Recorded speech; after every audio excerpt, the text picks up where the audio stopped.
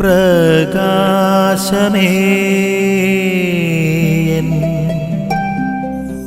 മിഴി തുറക്കുക വേഗം. ചെന്നായ്ക്കളുടെ ഇടയിലേക്ക് ചെമ്മരിയാടുകളെ എന്ന പോലെ ഞാൻ നിങ്ങളെ അയക്കുന്നു. രണ്ട് വിപരീത സ്വഭാവമുള്ള ജീവികളെ കുറിച്ചാണ് ഇന്നത്തെ സുവിശേഷത്തിൽ നാം കാണുന്നത്. ജീവിതത്തിൽ എത്ര ബുദ്ധിമുട്ടുകൾ നിറഞ്ഞ സന്ദർഭങ്ങളാണ് എങ്കിലും അവിടെയെല്ലാം സുവിശേഷം പ്രസംഗിക്കുക എന്നുള്ളതാണ് ഒരു വിശ്വാസിയുടെ പരമവും പ്രധാനവുമായ കടമയെന്ന് ഇന്നത്തെ സുവിശേഷം നമ്മെ പഠിപ്പിക്കുന്നുണ്ട്. ഒരുപക്ഷെ നമ്മൾ ചെന്നായ്ക്കളെ പോലെ വക്രബുദ്ധിയുള്ളവരുടെ ഇടയിലായിരിക്കും സുവിശേഷം പ്രസംഗിക്കുക.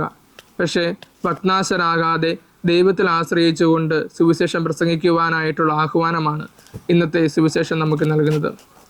ഏശയ്യാ പ്രവാചകന്റെ പുസ്തകം 11-ാം അധ്യായം 6-ാം വാക്യത്തിൽ ചെന്നായിയും കുഞ്ഞാടും ഒരുമിച്ച് വസിക്കുന്ന ഒരു ദിനത്തെപ്പറ്റി നമ്മൾ കാണുന്നുണ്ട്. പ്രിയമുള്ളവരെ, സകല പാപികളും ദൈവത്തിലോട്ട് തിരിഞ്ഞു നടക്കുന്ന ഒരു ദിവസത്തെയാണ് ദൈവം സ്വപ്നം കാണുന്നത്. ചെന്നായിയും കുഞ്ഞാടും ഒരുമിച്ച് വസിക്കുന്ന ഒരു ദിവസം പോലെ സകലരും ഏകദൈവ വിശ്വാസത്തിലോട്ട് കടന്നു വരുന്ന ഒരു ദിനത്തെയാണ് ദൈവം സ്വപ്നം കാണുന്നത്.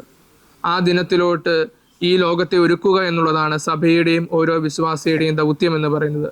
അതുകൊണ്ട് നമ്മളായിരിക്കുന്ന സാഹചര്യങ്ങളിൽ അതെത്ര ബുദ്ധിമുട്ട് നിറഞ്ഞതാണെങ്കിലും അതെത്ര കഷ്ടതകൾ നിറഞ്ഞതാണെങ്കിലും നമ്മളുടെ വിശ്വാസം പ്രഘോഷിക്കുക. ആമേൻ.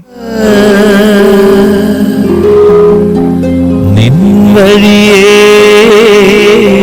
നടക്ക